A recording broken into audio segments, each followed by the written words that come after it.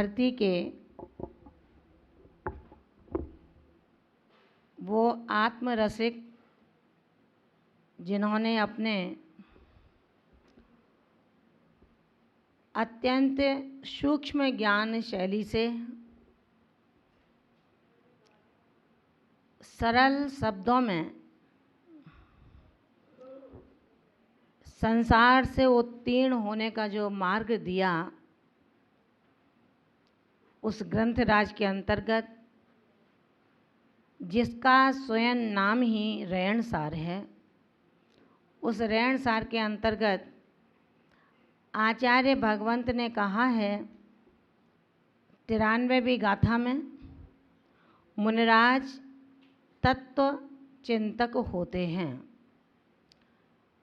ऐसे वो मुनिराज जो श्रुताभ्यास में मुनि धर्म व श्रावक धर्म दोनों के लिए वो श्रुताभ्यास उपकारी है, आवश्यक है और हम सबके लिए अनुकरणीय हैं। हम सबको अपने जीवन में पूरी भक्ति के साथ में, श्रद्धा के साथ में, विनय के साथ में श्रुताभ्यास जारी रखना चाहिए। आज आचार्य भगवंत कहते हैं श्रुत अभ्यास के बिना सम्यक तप नहीं हो सकता और बिना सम्यक तप के समाधि का संस्तर नहीं बन सकता और बिना समाधि के कभी निर्वाण की प्राप्ति नहीं हो सकती है। 93वीं कारिका में कहने चलते हैं, तच बियारणशीलो मोक्ष पहाराहणा सहा वजुदो अणब बरयम धम्म कहा पसंगो हो दे मुणे राओ। आचार्य भगवान ने कहा तच्च माने तत्व की, विचारणशीलो जो विचारणा स्वभाव वाले हैं, तत्व के जो विचारक वाले हैं, ऐसे मोक्ष पथ की आराहणा आराधना साहब जुदो स्वभाव से जो युक्त हैं। अणवरयम अनबरत निरंतर अहरनिश धम्म कहा धर्म कथा के संबंध से सहित मुनिराओ मुनिराज होदी होते हैं। जो तत्व की विचारणा के स्वभाव वाले, मोक्ष पद की आराधना के स्वभाव से युक्त, निरंतर हमेशा धर्म कथा के संबंध सहित होते हैं, हमारे धरती के देवता तपोधन दिगंबर यतिराज। जो तत्वार्थ श्रद्धान रूप व्यवहार सम्यक दर्शन के द्वारा उत्पन्न निश्चय सम्यक दर्शन के परिणमन में दर्शन मोह का नाश कर चुके हैं। हे ज्ञानी भव्यात्माओं, चतुर्थ गुण स्थान से ज्ञानी संज्ञा का शुभारंभ होता है, यानी कि सम्यक दर्शन से शुद्ध कर लिया है जिसने अपने श्रद्धान को। जिसका श्रद्धान शुद्ध हुआ उसका ज्ञान स्वयमेव शुद्ध हो जाया करता है। अब पुरुषार्थ पूर्वक बात आती है, जब सम्यक दर्शन शुद्ध हो गया, सम्यक ज्ञान हो गया, अब मोक्ष की पथ को सत्यार्थ रूप देने के लिए चारित्र की आवश्यकता हुआ करती है। बिना चारित्र के केवल सम्यक दर्शन और सम्यक ज्ञान हमारे उस मोक्ष रूप महापुरुषार्थ के, यानी कि वीतराग चारित्र के कभी भी उद्यमी नहीं हो सकते हैं। जिन्होंने चारित्र ग्रहण ही न किया हो, केवल ग्रंथों के उपदेश, ग्रंथों की श्रद्धान हमारी इस आत्मा को संसार सागर से उत्तीर्ण नहीं करा पाएंगे। कराने के लिए सिर्फ हमें आवश्यकता पड़ेगी उन तत्वों के विचारने की जो तत्व हमारे ज्ञान को, हमारे श्रद्धान को समीचीन करते हैं। ध्यान रखना आवश्यक नहीं है कि चारित्र को धारण करने के लिए सबसे पहले ज्ञान और दर्शन शुद्ध होना चाहिए, लेकिन दर्शन को शुद्ध करने के लिए तुम्हारे कसायों की कृशता होनी चाहिए। जब तक राग द्वेष की किट्टकालमा आपके आत्म प्रदेशों में चुपकी रहेगी, तब तक ना तो आपकी रसना शुद्ध हो सकती है, ना आपके चक्षु शुद्ध हो सकते हैं। जब रसना और चक्षु शुद्ध नहीं हैं, जो ना शुद्ध देखने की ताकत रखता है, ना शुद्ध कहने की ताकत रखता है, भला उसके जो श्रवण इंद्रिय है वो अच्छा कब सुन सकती है? क्योंकि जो जैसा बोलता है उसको सुनाने वाले भी वैसे ही मिला करते हैं। मेरी आदत यदि किसी दूसरे के दोषों को देखने की है तो सत्य मान करके चलना साथियों। आपकी दृष्टि में, आपकी रचना में भी दोषों को उगलने की ही आदत होगी। अपनी करनी आप करें, सिर औरन के धरता। राग और द्वेष, इनका विपाक काल तो मेरी आत्मा का हुआ था और मैंने किसी दूसरे को दोषी बना दिया। जैन दर्शन का आध्यात्मिक ग्रंथ आगम के परिप्रेक्ष्य में शब्दों की विचारणा की प्रस्तुति करके कहता है कि रे ज्ञानी आत्मा, विचार करो, आप अपने भाई से अच्छा नहीं बोल सकते, अपने पड़ोसी से अच्छा नहीं बोल सकते, अपने मित्र से अच्छा नहीं बोल सकते, अपनी पत्नी से अच्छा नहीं बोल सकते, तो भला दुश्मन से अच्छा बोलने की कौन उम्मीद कर सकता है? और जिसके अंदर वैरात्मपना है, यानी मैं, मेरा शरीर, मेरा परिवार, मेरा मित्र, मेरा घर, जहाँ मैं की पुष्टि हो रही है, वो वैरात्म बुद्धि की संकल्पना है। वैरात्म बुद्धि की संकल्पना से हमें कभी भी मोक्ष की सिद्धि के पूर्व हेतु जो सम्यक दर्शन और सम्यक ज्ञान हैं, उनकी सिद्धि बहुत ही दुर्लभ है। जब तक पात्र को मांजा नहीं गया, एक दिन पहले दूध गर्म करके, दूध पी करके और ऐसे ही रख दिया गया हो, दूसरे दिन दूध उसी पात्र में लेना है, अगर ऐसे ही पात्र में दूध ले लिया जाएगा तो दूध खराब तो नहीं होता है? दूध दूध नहीं रहेगा, दूध फट जाएगा।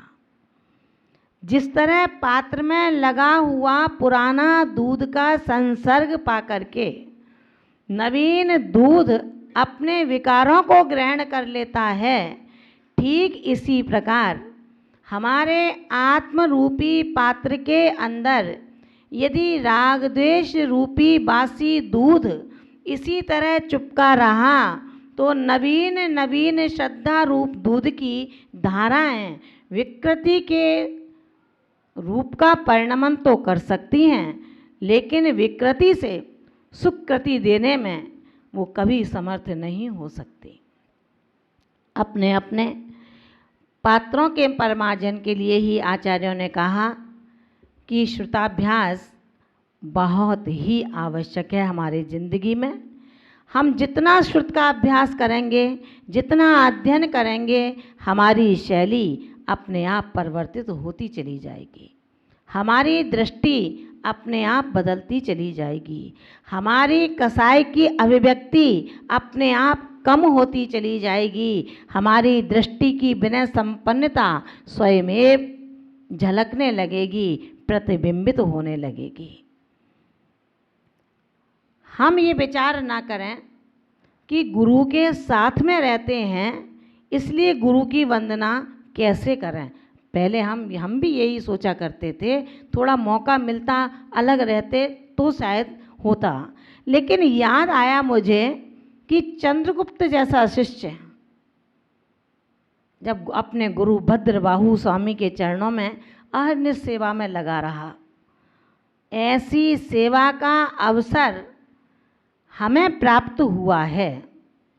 गुरु चरणों की सानिध्य से जो विनय संपन्न दृष्टि से युक्त होते हैं, उनके तत्व धारणा की जो अभिव्यक्ति है, श्रुत के अभ्यास की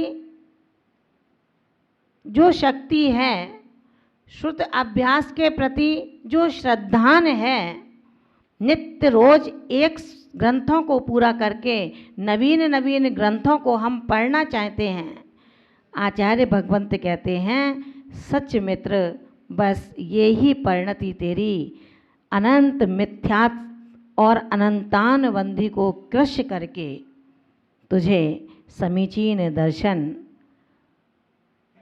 के साथ इस संसार की अवधि को कम कर देगी। क्योंकि जब परिणति के अंदर सम्यक दर्शन पैदा होता है तो उसके सिम्टम्स कोई दूसरा नहीं, वो आत्मा स्वयं जानता है। माध्यस्थ परिणति, गुणवानों के प्रति मित्रता का भाव, दुखियों के प्रति करुणा की भावना, ज्ञानी जनों को देखकर के प्रफुल्लता प्रसन्नता का आभास, ये सब आचार्य भगवंत कहते हैं श्रुत के अभ्यास से हुआ करता है।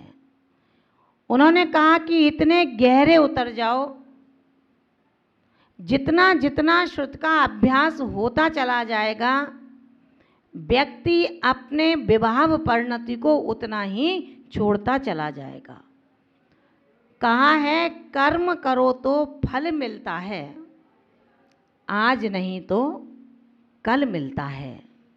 जितना गहरा अधिक कुआं है उतना मीठा जल मिलता है। जीवन के हर कठिन प्रश्न का जीवन से ही हल मिलता है।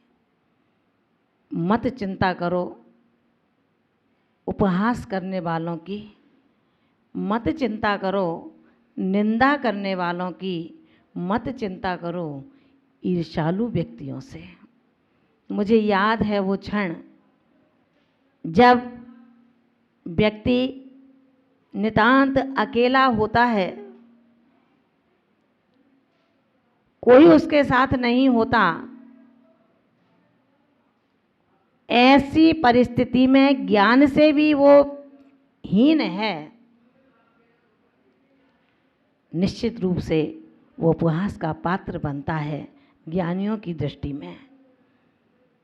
सत्य है आज ज्ञान नहीं है, लेकिन जैन संस्कृति के साथ भारतीय विधा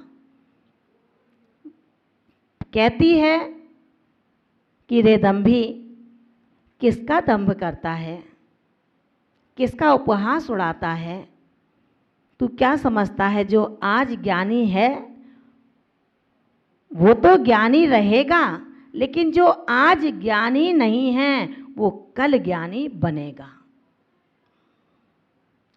चढ़ता सूरज जब क्षितिज पर तब इठलाता नहीं है, और जब डूबता है तब शोक नहीं मनाता। उसे पता है जो आया है सो जाएगा, जो उठा है वो एक दिन दबेगा भी। हर किसी का एक समय होता है, उस समय को हम अभिमान में ना निकालें, उस समय को हम दुरभिमान में ना निकालें, उस समय को हम किसी को नीचा दिखाने में ना निकालें। उस अभिमान में हम किसी के लिए कोई चैलेंज ना करें, क्योंकि ये चैलेंज जब जिसके अशुभ परिपाक का उदय होता है उसके लिए तो फिट बैठ सकता है, लेकिन रे ज्ञानी आत्मा, हो सकता है ये तेरा चैलेंज और तुझो ही डुबो दे। मैं किसी के लिए गलत और छोटा नहीं सोच सकता, क्योंकि किसी का किसी ने कुछ भी कभी भी देखा नहीं है। कर्म विचारे नहीं हैं, वरन हम सबकी धारणाएं विचारी हैं। हम सबके कार्य विचारे हैं। हम जो सोचते हैं हम ऐसे नहीं हैं, लेकिन हम जो नहीं सोचते हम वैसे हैं। इस रास्ते पर चलने वाला एक साधक जब महाव्रतों की चिंतामणि को प्राप्त कर लेता है, ऐसा महान आत्मा महान व्रतों की अवधारणा की धारणा से संप्रेरित होता हुआ नाना जीवों के कल्याण का कारण बनता है। हे जिज्ञासु आत्मन, अपने व्यवहार को और अपने आचार को ऐसा बना तेरा आभा मंडल नाना जीवों के कल्याण का एक सेतु बन सके। तेरा आभा मंडल नाना जीवों के लिए प्रेरणा का स्तंभ बन सके। तेरा आभा मंडल उन गृहस्थियों की विषय तंद्रा को तोड़ने में सहकारी कारण बन सके। जब शब्दों का विन्यास मिष्ट और सुष्ट होगा, क्रिया आगम से युक्त होगी और विनय श्रुति की वंदना गुरु की विनय जब तेरी प्रशंसनीय होगी, यही तो होता है एक अच्छा आभा मंडल।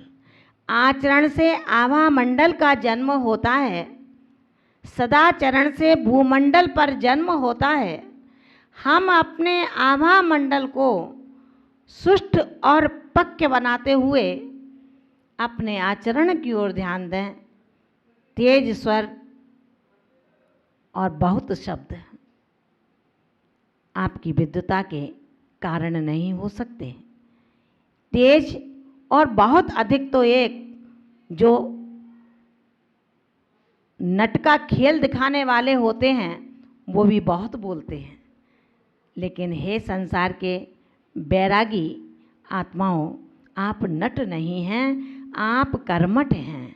कर्मठ होने के कारण आप अपने परिपाक काल में उत्तेजित न हों, संभलें, संवरें और सबको संभालने की कोशिश करें।